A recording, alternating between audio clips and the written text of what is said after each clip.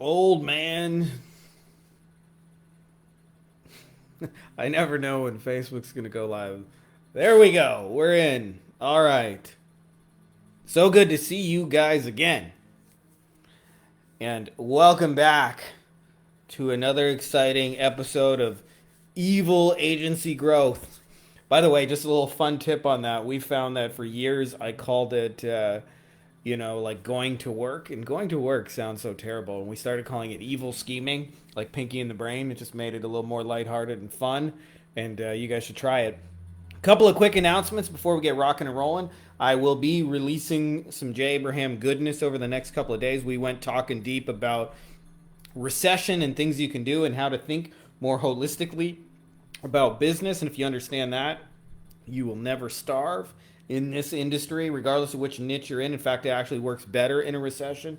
So in some ways, like it's just it to me will be something that'll really hit the mark for you. Those of you guys who don't know Jay, he is Tony Robbins' mentor. He is Damon John from Shark Tanks. He like A-listers listen to Jay Abraham. He's credited with like 22 billion in business growth. So an hour of his time and insights is super, super valuable. As well, I just wanted to mention for the first time ever, I will actually be releasing some paid trainings, which are some of the best of stuff in our mastermind to help you guys create your offers so you can close like a Jedi boss, how to do the Loom stuff and close over videos. We've got some new and updated stuff in there, as well as how to onboard clients phoneless and set that up so you never have to do meetings. So if you guys are interested in that, keep an eye out for that, and let me know if you want some more. Drop a comment below. Maybe I'll tag you later when it goes live.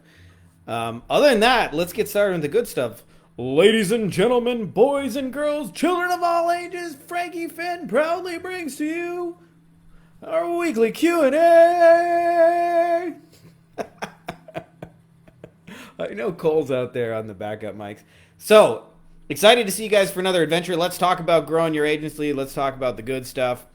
Nick says, hello all. I was wondering if someone here uses an application funnel or any kind of template after a closing a deal. Here's the deal, okay? So I think sometimes marketers get way too caught up in techniques, and I think an application funnel is a technique. If you understand what you're actually trying to do in an application funnel, you can do this in a funnel, on a page. You can do this when you meet people in real life. You can do it when they email you. You can do it if they contact you over Facebook Messenger. And what you're really trying to do with a quote unquote application funnel is qualify someone to make sure that if you guys are actually going to speak together, that they would actually be a fit. And so what most people try and do is copy someone else's qualification funnel. But the truth is, your qualifications for what makes a good client for you may be different. Usually I'll tell you some good idea things that you want to check for. One is like actually the size of the business, because that won't tell you 100%.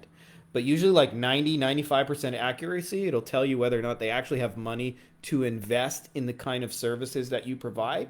For example, if that is a business doing under 50,000 a year and it's a solo one person, they may be a cool person, but they're probably not going to be qualified to spend money. That's very different if they have a $10 million 3-location business and they've got 35 employees, right? So you want to treat those things differently. So that's the first thing is you're trying to do in these funnels is qualify what makes the right person. There's a hidden metric. I've said this for years in all of this, and not enough people understand it because a lot of the metrics are really easy to measure. One of those metrics is how many clicks did you get? How many people signed up? How many closes? How many phone calls did you get? How many of them did you close? But the hidden metric says, are the right people coming through the funnel? And that's actually the most important metric on a high ticket funnel like we do. Are the right people coming out the other side of it? And if you focus on that, then what your application or your whole process becomes is qualifying to that, making sure that the right people come out the other side. I would rather have one phone call with the right person than 10 phone calls with the wrong people. And ask me how I know that. That's from real direct hand first experience where I've found that you get the wrong people on the phone, there's nothing you can do to close them, and you end up getting the wrong clients anyway. When you do, you get one of the right people, often it like just aligns and falls into place. So use that process as my way of saying, don't try and look for an application funnel. Think about, what would I really need somebody to show up? Like, what would their situation have to be? What would they have to come to the door already prepared with so that the right people come out the other side. You do that, you'll create bitchin' awesome application funnels, and you'll do it just as well in real life. Like, sometimes I'll meet clients or whatever at conferences, and when you shake hands with them, right, like I'm still doing the qualification application funnel. I'm just doing it like casually in conversation. I might say like, and if you don't mind me asking, like, how big, Mr. Lawyer, is your law practice, right? I'm qualifying here. So you want to do the same kind of thing. Hope that's helpful. Naveen says, hello, everyone. Anyone here an expert at getting brand deals? I have a client who owns a fitness YouTube channel with over 3 million subscribers and IG with over 6 million followers. What's the best way to get this client brand deals with big companies? What's up, Bayish? I'm not an expert at brand deals, but I am an expert at figuring out who the right people are and getting in front of them. So my question to you is, instead of just thinking about like, how do I get a gazillion brand deals, is the first thing I would think about is like low-hanging fruit. Like, what are the companies that would actually really benefit from being in front of your audience?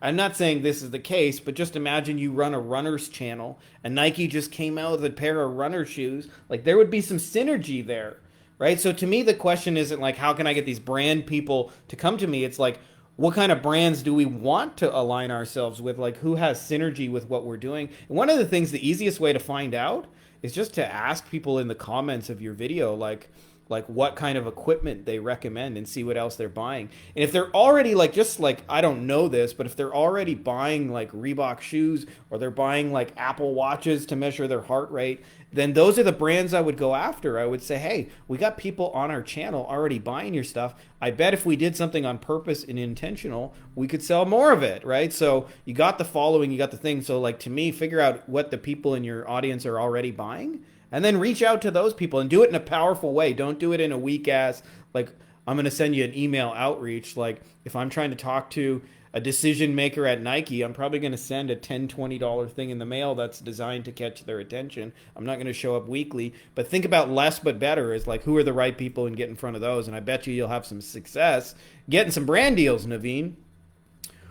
We got a double header here from Precious. Precious says, I'm thinking of implementing the Loom video strategy into my cold emailing, asking them for their email and sending it to them. Has anyone tried this before? Only a gazillion people, Precious. I'll tell you, I never really thought when I started this stuff 2 years ago that I would be known as the Loom video guy, but like for whatever reason, it's caught on.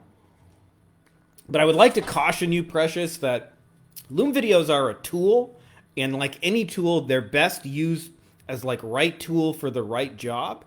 So I don't typically reach out with Loom videos to strangers begging them for business. I mean, I have in the past when I wanted to just test how quickly I could drum up SEO business, and that was probably like years ago. But my favorite use of it is actually to have people request the video, to say, I'm interested in seeing the contents of that video, and then watching the video and selling themselves because it's an irresistible offer, and then saying, okay, I would like to work with you. That's my favorite way of using it. I'm not saying it's the only way. And the easiest way to do that is to create what I call a hand raiser, which is a 1 to 3 sentence summary of your offer. Let me give you an example because I think it'll make it easier. So for years we did motorcycle case stuff. So I could just go to a Facebook group or a LinkedIn group or anything related to injury lawyers, one of their communities, and say, hey, we figured out how to get motorcycle cases. Is anybody interested in watching a video of how we're doing it? And if you do that, what you'll get are people go, me, I'm interested. Send more info. And they will request that you actually send the video. And then it's a very different conversation because it's not like, hey, let me try and sell you my thing. It's like, hey, I saw you guys were interested in motorcycle cases. Can you tell me a little bit about your practice? Here's the video. Right? So you open it up to a conversation, which 90% of that conversation is going to be handled by the video itself. So yes, you can do it to cold strangers, but I also think we want to show up as an expert in our clients' minds, not just as like the equivalent of a digital door-to-door knocker.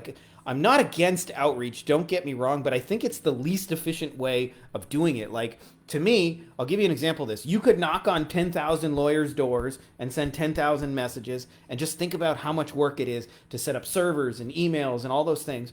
Or I could focus on one person who has a conference of 10,000 lawyers and make a deal with that one person to put a hand raiser in front of their audience of 1 to 3 sentences. And I've effectively done just as much work with that one message as most people do with 10,000. So I don't know why people think like the only way to do this is with outreach. Now, having said that, it does work in the circumstances you meant, but I would use it more efficiently and really think about like what result am I providing for my client, and just say, we figured out how to get this result. Who's interested in watching a video? And go and put that in front of a community. And what you'll find is people say, me, me, me. And then you send them the video and you will be able to close clients just from those chat conversations if you do that correctly. So I hope that's helpful. Part 2 of Precious' question. I checked some jobs on Upwork and found out real estate agents have 2 problems: lack of quality leads, inability to set appointments with the few quality leads they have. So I bumped up my services and offer a bit to help the market. What do you think? Precious, firstly, I think this is the smartest way, what you just did, to create a service, which is to create it out of what your market needs. I see so many businesses fighting an uphill battle because they start a business because it was good for them, not because it's what their market wanted. Businesses have to be market driven before anything else. And I'll give you an example of this. You guys probably heard me beat this example to death, but it's really true. In my hometown of Windsor, Ontario, Canada, we are known for 2 things.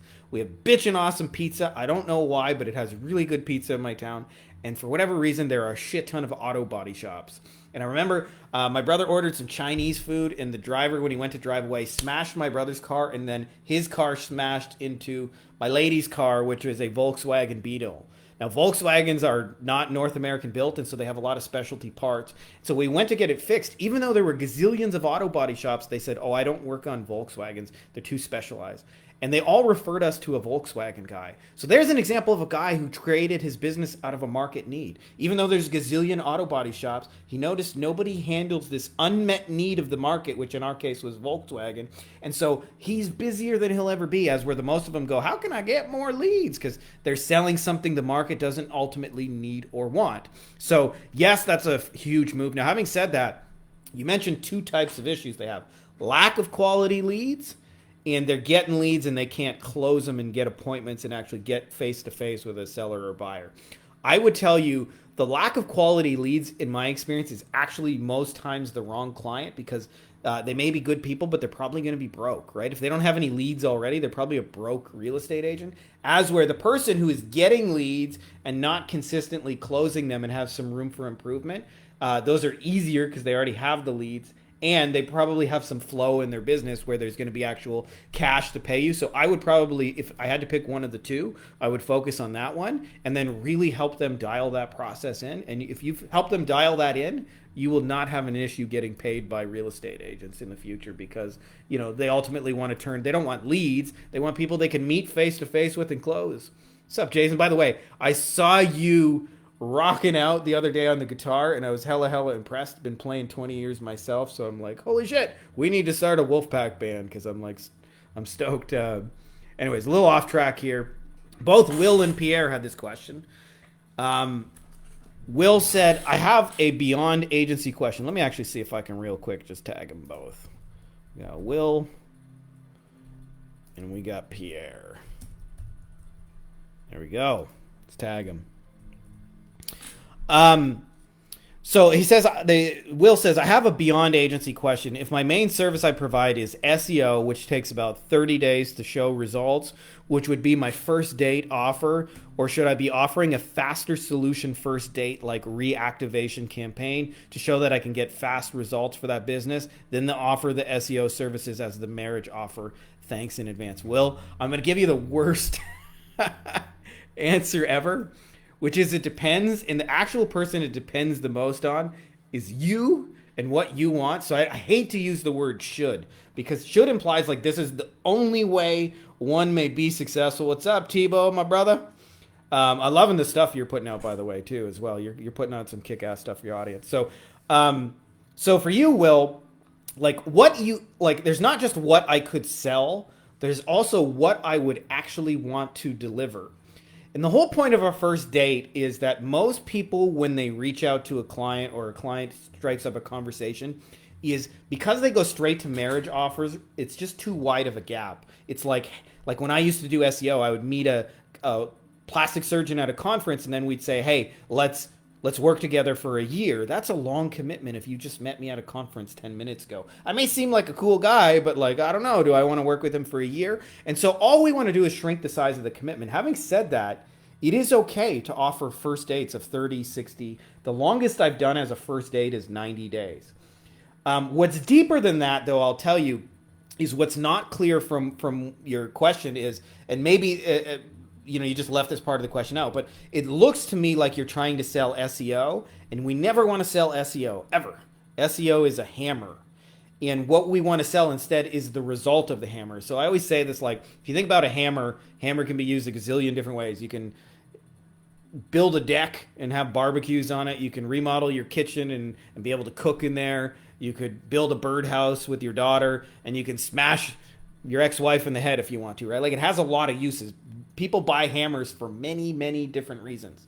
And the same is true of SEO. Even though they're all kind of similar, where everybody's trying to get more customers, leads, and business, they have a specific thing they're trying to accomplish. So this is my way of saying you got to pick a niche of people and focus your SEO on the outcome that they're after. Now, I'll give you an example of this. This is the easiest first date offer I had in history, and it was not created by me. It was created by my client. And the client said to me, like when we were doing plastic surgery stuff, they said to me, can you build a mommy makeover website? And we also did web design at that stuff. And I said, yeah. And then they said, and could we rank it for mommy makeover keywords? And I went into Google keyword tool and looked in. I was like, yeah, people are searching it. And yeah, we could probably rank for that. And then he said, do you think mommy makeover people would call? And I said, yeah. And so what I realized is, like, for him, the website was a tool to generate mommy makeover patients. There's an underlying lesson here. That's their expensive thing, the thing I call their $100 bill. So the easiest actual to me, like first date, and this works in any niche, if you do web design as well, is to say, I would like to create a mini website for your highest, most valuable, expensive, high-ticket service, and then I would like to rank your website for that. And I know that's a big commitment, so let me just show you, like, in one keyword we can get some movement towards that. Because they already want to sell their big, expensive thing. That's the driver of it. They want the outcome. They want the result of the expensive thing. The website and the SEO are just means to an end. And if you sell the means to an end, you go, hey, I got this nice hammer here. It's really strong steel. It's got a comfortable ergonomic hammer. And the guy's just going, well, can that build a deck so I can have a barbecue or not? Like, he doesn't want the actual hammer. He wants the result of it. So this is why you have to have a niche, because otherwise everybody wants a different result. As where if you have a focused niche, you can speak to one result and then just create your own little mini system for producing that result, and think about how you can do that the fastest. It doesn't have to be like only in 24 hours results. You may want to do that. Now, having said that, if you want to, you can get your foot in the door very easily with, hey, let me run a 24, 48-hour campaign. Clients like that are easy to be had, and you can show them results relatively quickly. And then your marriage offer can be something totally different. You can say, hey, we fixed this short-term thing. Now we need to do SEO. So you can go that direction. But what I think about is, like, what's right for Will, also Pierre, who asked this question, is like, what do you actually want to deliver, right? Like, this is why I say there's no shoulds, because you could probably sell 100 things to these people, but what's actually good for you to deliver? What fits your skill set? What's kind of scalable? So I look in that, but I use the principles to think about, like, I think about how I can add on. A mini site adds on. That's the best thing we've ever done. And then, like, we want to shrink the size of the ask by shrinking the timeline in the ask. Having said that, like I said, 90 days is okay. Like, give me 90 days and I'll show you something meaningful is still useful. So what you want to focus is on aiming your SEO at a small but meaningful result. If you think about how to do that, and then you just think about building your own methodology and system around that, your shit will get both easier to sell and easier to deliver. So I hope that's helpful to you, my brother. Mark says, my team needs 45 hours per month to generate reports. For 75 SEO clients, we use SEMRush and then customize a report to show some analytics metrics and write-up of work done, work to be done, and opportunities looking for a better way. Please. Mark, I feel you, man. I used to use for 7 years, I tried every single fucking SEO reporting tool I could find. First, I did them custom for a long time, and like these were all your keywords, and this is how you're progressing on those. And then I tried like software and tools, and they would make pretty charts and graphs. And inevitably, I got the same client response. This is true, by the way, whether I did Facebook ads or SEO or Google ads. It like didn't matter. The response is the same. They would say, "Nice looking reports, but what does it mean?" Right? Like this is like hieroglyphs. This is Chinese to me. I don't know what you're saying here. It looks like are we doing okay? What's going on? Inevitably, I realized like the client questions were really, really basic. Really basic. What are you doing? How's it going? Why are you doing that? What are we doing next? Like what's the plan going forward? And I realized you can do these in Loom videos. When I used to send these reports, clients would have questions and they would email me, and they would basically those questions over and over, and they would want meetings and they want phone calls for me to clarify it. And so now what we've switched to is playing offense, and I do this every second Friday in our agency. And I just send a 2 to 3 minute Loom update to a client. And basically, I just answer those questions I know they already want to know. So I go, here's what we're doing. Like they want to know, what are you doing? And then I tell them, here's why we're doing it. And then I say, here's how it's going. And I speak to both the positive sides, like the things we're winning it, and the challenges, by the way. You don't want to like bullshit them and pretend it's all rainbows and butterflies. They expect you to be a real human. And then the fourth thing I hit them with is, here's what we can expect next, is like painting a picture of the future. And so this is done in like 2 to 3 minutes, and clients love these videos. If I was doing this for SEO, for example, this is what I would do. I'd say, hey, Dr. So-and-so, just give me a little quick update. I want to show you what we've been doing. The last month, we've built out all these properties, and we're reinforcing all your citations, and we updated this.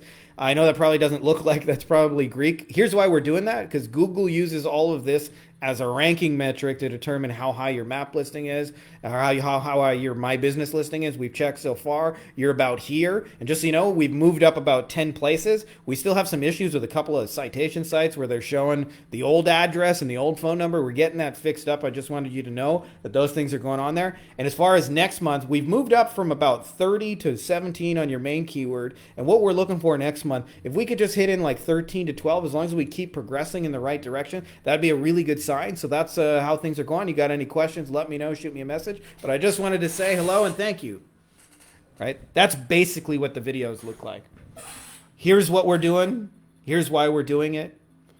Here's how it's going. Here's what to expect next. You do that, you can update like all your client roster in like 2-3 hours, and they won't have any questions, by the way, because you answered all the questions they would have. And so it might just be like they might have like a little personalized question, but it's not like I need a meeting kind of question. So we found that to be a better system. I would recommend it really for anybody. And you can also build out SOPs and processes, so you can have your assistants and your customer or your staff make these videos. It doesn't have to be you every time making these videos. I like to do them, but you don't have to. I think it's Uchi, U-C-H-E. I hope I'm saying that right, my man. In-office staff or remote staff, why?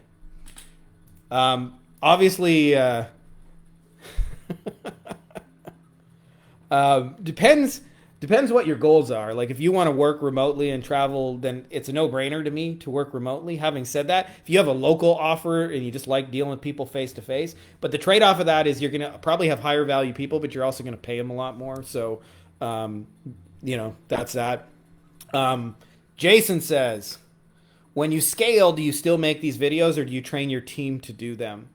Oh, I read his mind. The customer-facing videos I still make because I like it, but if I wanted to like scale to the moon, I would definitely have like a customer service kind of rep, front-facing person make them. Same thing, by the way, people ask the same question about my Loom videos. The first couple of times somebody raises their hand, I make the videos personalized to them individually. But after that, like it's just one video and it just shows a case study and it shows one result, and I use the same video over and over and I don't personalize it to people. So it depends where you're at in the journey as well. That can be a factor. Josh says, if you had a friend that was in the process of starting an agency, what advice would you give them and why? Probably don't. No, I mean, it's a really cool business model. You know, there's a lot of pros to it. I'll tell you one of the first reasons people like it so much is because You can be earning like $10,000 a month from your laptop in the first 30 days of being in business and have no tools, no overhead, no anything by just picking up a client. Like, that's very, very hard to do in a lot of other businesses. Not saying it can't be done, but usually it takes a while to build momentum. As for this, you might be able to hit like big numbers with 10 clients, right? Like we're not talking like you have to have millions and millions of people. So I see the appeal of it, but I would caution people. It's also one of the hardest businesses to scale because you're the product. And so like clients want to talk to you, they want your expertise. And for that reason, I would say only do this if you really actually like enjoy doing this. Don't do this as a means to an end because it can very quickly become a prison and you won't want to solve those problems if you don't enjoy doing it. The other thing I would say is if if you meet that criteria and you actually like this business, sorry, I just had a drink of water. Do not fucking reinvent the wheel. Like for real, like I wish this was available when I started in 2007. But I created a little mini mastermind with my friend Dan Crystal, and we ended up partnering on a few deals. And the reason why we created it is because we had nobody else to talk to that was doing what we did. Like I literally, like I couldn't tell my friends and family about my existence. My mom would say like, and what you're doing is legal, right, Frankie? Like you're not, I heard, because like there's lots of people selling the Viagra pills on the internet, and I just want to make sure you're not going to go to jail selling Viagra pills. I go, no, Mom, I love you, but don't worry, I'm not selling Viagra pills. It's like, actually, as a little aside, my mom didn't even realize my business was like she couldn't even explain it to friends until one day I got on a big lawyer stage and I recorded the video, and I'd been doing a few speeches, but it was the first one I recorded, and I sent it to my mom, and she's like, Frankie, there's a room full of people listening to you. And I was like, yeah, I know, Mom, I was the one talking to them. And then she proudly showed it to all her friends. But this is my way of saying our friends and family have no idea what we're doing. So the best thing you can do is network with as many people who are on that same journey with you, and ideally ahead of you in that journey. Whether you work with them directly in like a masterminds, which I'm a big fan of personally, it's shaved years and years off my growth. But having said that, they're not necessarily for everyone. But whatever I would say is don't reinvent the wheel. Find people who are actually doing what you want to do and learn from them, because they will shorten that.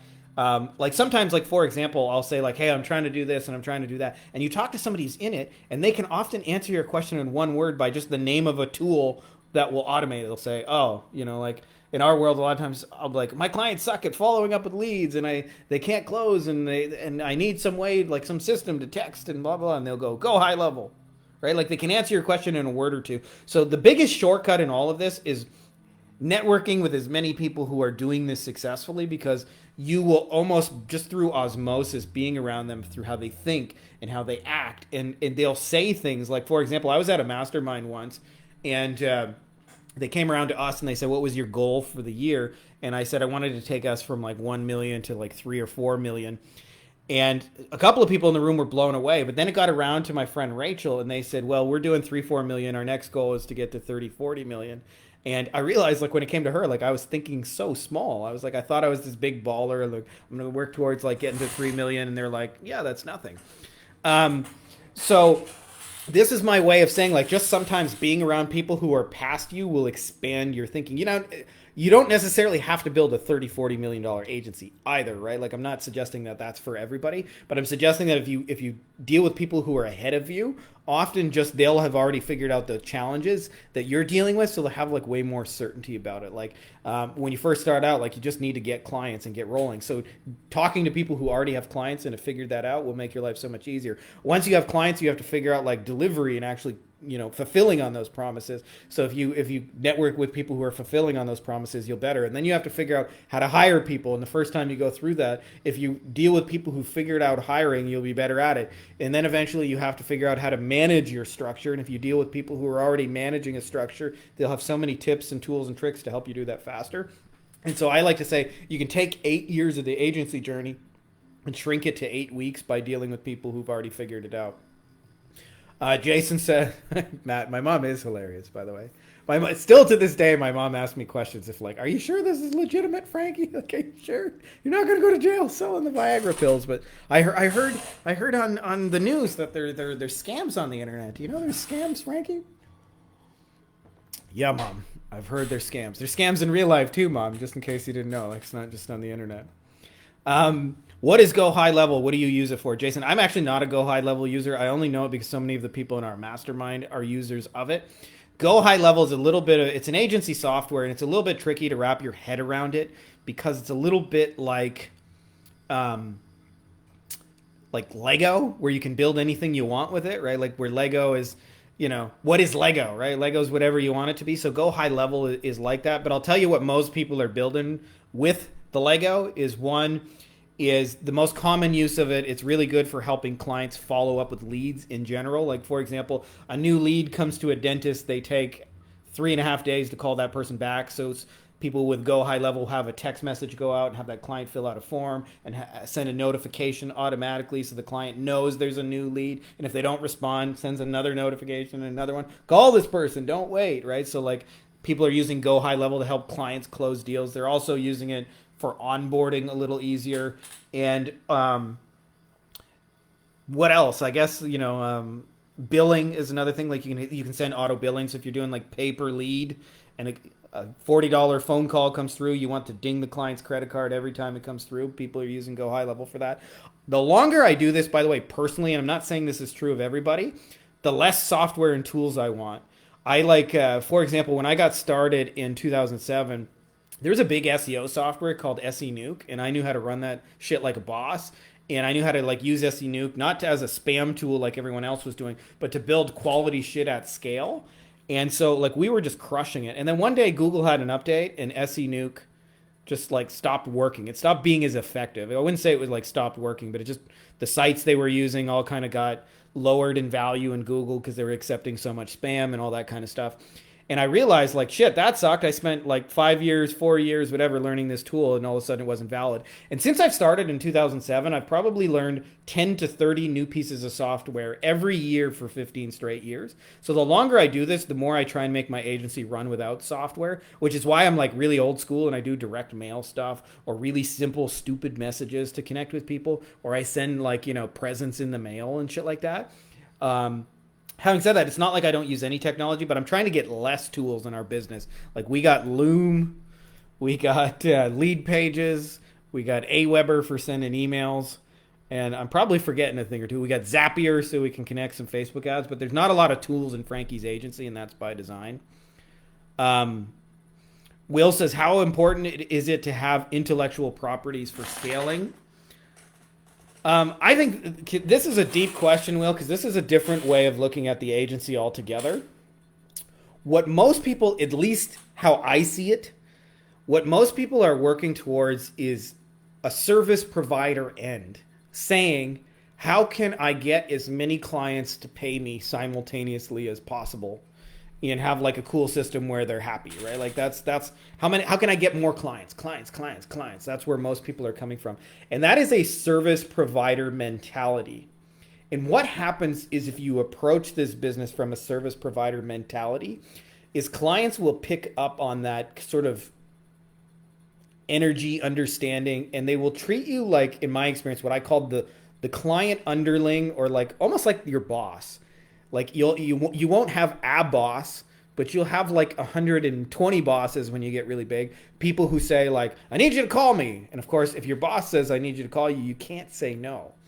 And so I'm not a big fan of the service provider mentality in general. And what you're hinting to, what you call intellectual properties, is a deeper idea that I call having assets, which is anytime you create something for a client that works, whether that is a landing page or an ad or a funnel or a video, whatever, you have created something called a marketing asset. And if you think about your business differently as more of like an investor or a partner in a client's business, firstly, investors and partners are far choosier. They're not just looking for like, how can I get 100 dentists? They're like, how am I looking for one really kick-ass dentist? And they're looking for like, I want a lot of upside. So the first thing is like, I'm a big believer in working for assets and then having those assets work for us.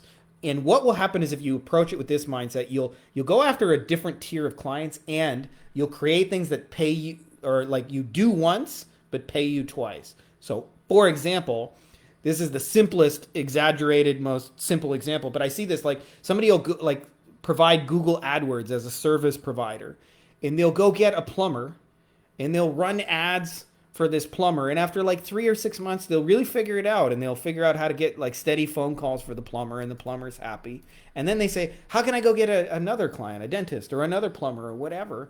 But to me, if you have ads that are working, and you have landing pages that are working, and you have offers to call my plumbing thing that are working, then you have a very rudimentary asset. And so how you actually earn more money is not by getting more clients, but by leasing that asset and putting more of it into flow. So when I approach client number 2 from a partner or an investor point of view, I'm not saying, please, Mr. Client, will you hire me? I'm saying, I already have working intellectual property elsewhere, and I would love to give it to you and just charge you a flat fee for using my stuff that works. And it's a very different relationship as a partner, because if that client, like doesn't hold up their end of the deal, it's like, hey, I'll just give it to somebody else who wants this. So how important is it to have intellectual properties for scaling? I think the whole point of this business is to work for control and ownership of assets, and not to work for how can I get the most number of clients, period. And if you do that, what will happen is you approach every relationship in a very different way, on very different footing with each client. And the types of clients you go after are also very different. And you're after like different ends. Like my goal in a new relationship is to get the asset, not to get and the other asset, by the way, is the relationship with the client. If they buy one thing from you, I've seen this. If you're in business for like 3 years, you probably haven't experienced this. But if you're in business for 15 years, you'll have clients that for different reasons will let you go. And often those same clients will call you back like 3 years later and say, hey, I got something new, depending on how you did that. And you'll start to realize like, there's an ebb and flow to clients' business, and that relationship has more value than just the first 3 years you thought that you were going to do business together. So I hope that's helpful, my man. Matt says, next year I'm cutting out recurring softwares. A lot of it you can buy on AppSumo for one-time cost. Yeah. I think that's a good approach in general. Obviously, like if you have core software that like, you're using regularly, then, I shouldn't say I'm not like get rid of every tool, but the more I do this, the more I'm like less tools, more just stupid, simple stuff that's not going away. So for example, one of the reasons I don't use Go High Level, because Jason asked a minute ago, and like, I think it's great software. I just like, if the market inevitably change and I'm forced to learn a new software and adapt it, I don't want to do that. So like Ross in our mastermind, he's figured out another way where he's using stay-at-home moms to answer calls for his clients. He's doing it for mass torts lawyers. And then pre-qualifying those leads and then forwarding the good leads to the client. I don't think that'll ever go out of style. I think people are going to want to work from home, and I think there's always going to be a need for closing and converting those leads. I know it's more human and elbow greasy, but he's paying them like, I think, $10 an hour if I'm not mistaken, and he doesn't have to pay them for any hours they're not working. Meaning if they're not making phone calls from 3 to 4 o'clock, you're not paying them. They're only being charged when they're actually making calls. And so it ultimately delivers what we're all after, which is a more valuable service to the clients that they're going to pay for a long time. Dope. All right. Well, I appreciate that, my man.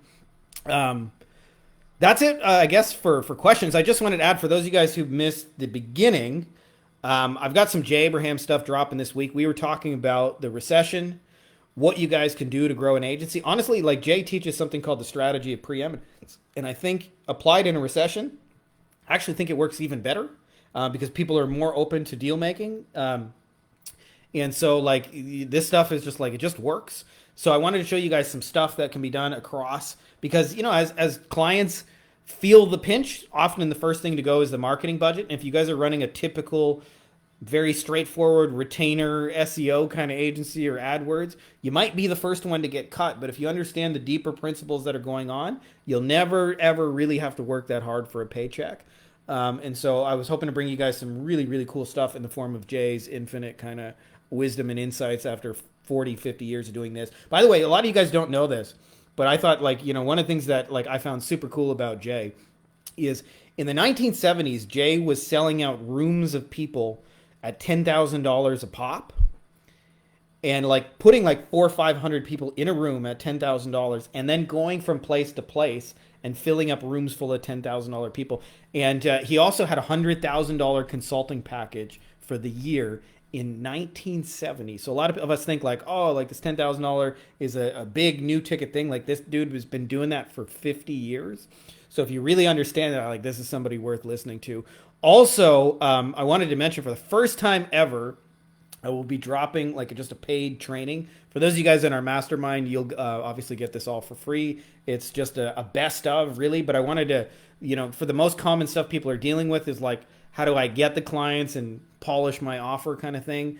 How do I close them without a phone call? And then how do I onboard them? So we're going to be offering some stuff in that. If you're interested, check that out when it comes out. I got to talk with Sam, see where we're at in that, but it should be next week or two.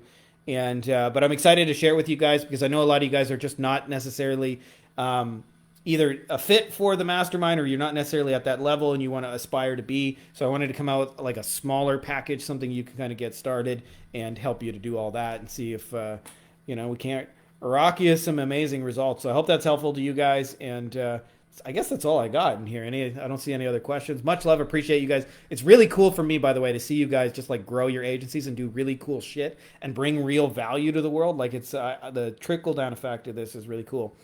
Oh, we got Rick, my man. One more question before we go. Rick says, hey, do you do a personal Loom video for each person who says they're interested in your offer or generally Loom?